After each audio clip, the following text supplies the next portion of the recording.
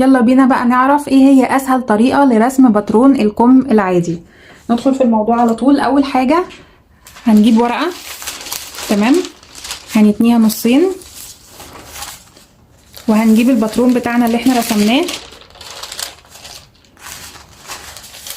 وهنحط الباترون كده على الورقة من غير ما نفتحه ومن غير ما نعمل اي حاجة. هتبقى هو ده حجم الكم، تمام. نشيل بقى الباترون ده على جنب. اول حاجة بنعملها ان احنا بيبقى فيه نزول او سقوط في الكم. السقوط ده بنحسبه ازاي؟ هنشوف حجم الكم كله كام سنتي. 42 سنتي، تمام. هنقسم 42 على 3، ده ثابت في اي كم، هيطلع لنا 14 سنتي.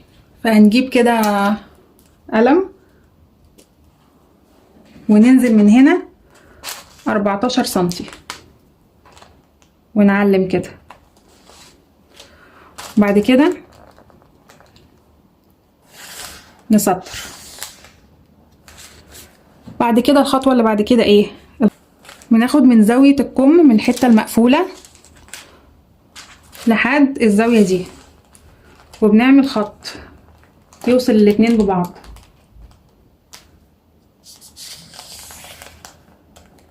خلاص كده عملنا خط يوصل الاتنين ببعض. هنقيس الخط ده 25، هنشوف نصه ونعلم علامة، تمام. وناخد نص ده كمان هنا ونعلم علامة، والنص التاني برضو ونعلم علامة.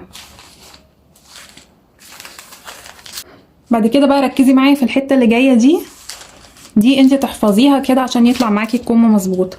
هنطلع من هنا 2 سنتي ونعلم علامة، وبعد كده 1.5 ونعلم علامة، ومن اللي في النص دي نطلع نص سنتي بس، وهنا ننزل نص سنتي وسنتي. خلاص الحاجات دي تحفظيها زي ما هي كده، تمام. يبقى كده عملنا ايه؟ كده طلعنا 2 سنتي وطلعنا سنتي ونص، ومن اللي في النص دي طلعنا نص سنتي بس، ومن هنا نزلنا نص سنتي ونزلنا سنتي. هنعمل ايه بقى؟ هنوصل النقط اللي فوق ببعضها والنقط اللي تحت ببعضها. يعني النقطة الأولانية نوصلها، يعني نمشي كده بالراحة. وصلنا هنا بده، بعد كده ننزل كده بالنص سنتي ده، وبعد كده ننزل عند النقطة اللي فوق دي برضو لحد ما نوصل لآخر الكم. نيجي بلون تاني عشان اعرفك الفرق ما بين الامام والخلف. نفس الحكاية برضو، نيجي من هنا كده ونوصل النقطة دي وننزل عند النقطة اللي في النص دي بقى، نوصل كده، ومن هنا نوصل بدي.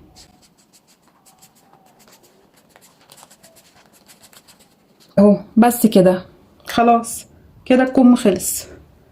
وهنقص الكلام ده الاول. انا بقص الاتنين مع بعض اهو. الاول هنقص اللي فوق، هنقص الاخضر اللي احنا عملناه. خلاص قصينا الاخضر. بعد كده هنفتح ونقوم قصين الاحمر. بس كده خلاص. ده هيبقى الخلف،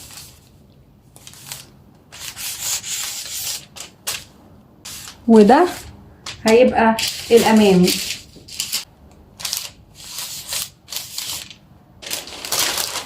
ده كورساج الامام،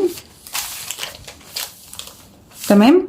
بنشبك فيه الحته اللي في الامام ونلف، وكورساج الخلف بنشبك فيه الجزء اللي في الخلف.